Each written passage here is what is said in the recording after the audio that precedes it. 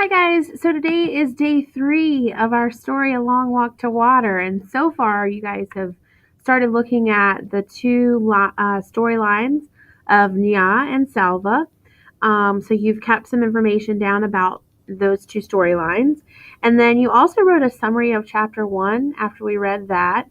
And so now we're going to move into chapters 2 and 3. So our goal for today is to get done with 2 and 3.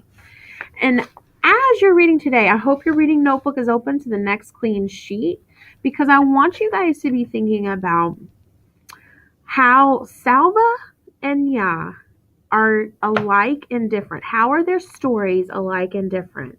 And so remember that Nya's story is in the like brownish color. So when I read that, that's all about Nya in 2008.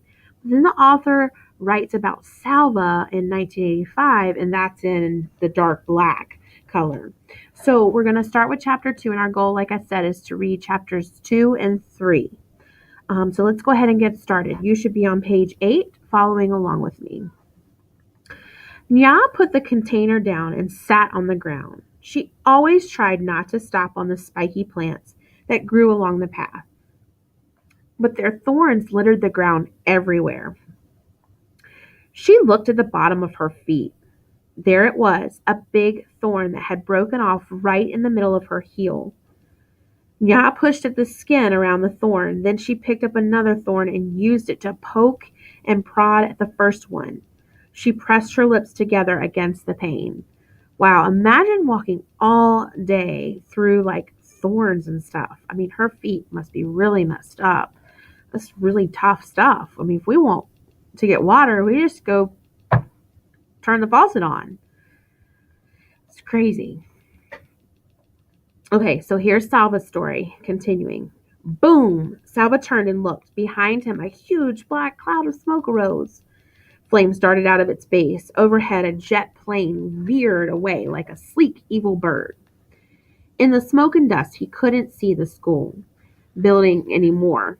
He tripped and almost fell. No more looking back. It slowed him down. Salva lowered his head and ran. He ran until he could not run anymore, and then he walked for hours until the sun was nearly gone from the sky. Other people were walking too. There were so many of them that they couldn't all be from the school village. They must have come from the whole area. As Salva walked, the same thoughts kept going through his head in rhythm with his steps. Where are we going? Where is my family? When will I see them again? Readers, these are all tough questions that Salva's asking himself, which he really doesn't have the answers to right now. It's definitely going to lead us into some other things later on. The people stopped walking when it grew too dark to see the path. At first, everyone stood around uncertainly, speaking in tense whispers or silent with fear. Then some of the men gathered and talked for a few minutes. One of them called out, "Villages. Group yourself by villages. You will find someone you know." Salva wandered around until he heard the words, "Lun Arik, the village of Lun Arik, here." Relief flooded through him. That was his village. He hurried toward the sound of the voice. A dozen or so people stood in a loose group at the side of the road. Salva scanned their faces. There was no one from his family. He recognized a few people, a woman with a baby, 2 men, a teenage girl, but no one he knew. Still, it was comforting to see them. They spent the night right there by the road, the men taking shifts to keep watch. The next morning they began walking again. Salva stayed in the midst of the crowd with the other villagers from Lun Arik. In the early afternoon, he saw a large group of soldiers up ahead. Word passed through the crowd. "It's rebels! The rebels, those who were fighting against the government." Salva passed several rebel soldiers waiting by the side of the road. Each of them held a big gun. Their guns were not pointed at the crowd, but even so, the soldiers seemed fierce and watchful.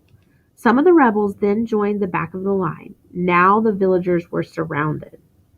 What are they going to do to us? Where is my family? Late in the day, the villagers arrived at the rebel camp. The soldiers ordered them to separate into two groups, men in one group, women and children and the elderly in another. Teenage boys, it seemed, were considered men, for boys who looked to be only a few years older than Salva were joining the men's group. Salva hesitated for a moment. He was only 11, but he was the son of an important family. He was Salva Mewin Dut Arik, from the village named for his grandfather.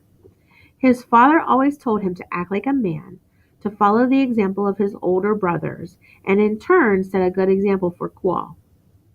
Salva took a few steps toward the men. Hey! A soldier approached Salva and raised his gun. Salva froze. All he could see was the gun's huge barrel, black and gleaming as it moved toward his face. The end of the barrel touched his chin. Salva felt his knees turn to water. What a neat sentence to really show you. He felt his knees turn to water. That means they got really, really weak.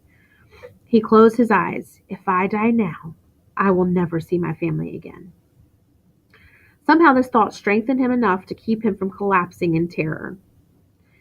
He took a deep breath and opened his eyes. The soldier was holding the gun with only one hand. He was not aiming it. He was using it to lift Salva's chin so he could get a better look at his face. Over there, the soldier said. He moved the gun and pointed it toward the group of women and children. You are not a man yet. Don't be in such a hurry. He laughed and clapped Salva on the shoulder. Salva scurried over to the women's side. The next morning the rebels moved on from the camp. The village men were forced to carry supplies, guns and mortars, shells, radio equipment. Salva watched as one man protested that he did not want to go with the rebels. A soldier hit him in the face with the butt of a gun. The man fell to the ground bleeding. After that, no one objected. The men shouldered the heavy equipment and left the camp. Everyone else began walking again. They went into the opposite directions from the rebels, for wherever the rebels went, there was sure to be fighting. Salva stayed with the group from Lunarik. It was smaller now without the men, and except for the infant, Salva was the only child. That evening, they found a barn in which to spend the night. Salva tossed restlessly in the itchy hay. Where are we going? Where is my family? When will I see them again? It took him a long time to fall asleep.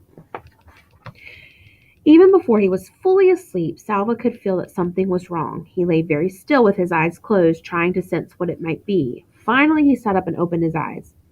No one else was in the barn. Salva stood so quickly that for a moment he felt dizzy. He rushed to the door and looked out. Nobody. Nothing. They had left him. He was alone. That's messed up. Like, he was with the mothers, their children, and the elderly. And, like, they just left the 11-year-old boy? All right, so I'm going to stop there. But I want you to pick up the next video for day 3 because I want to see if I can get us through chapter 3.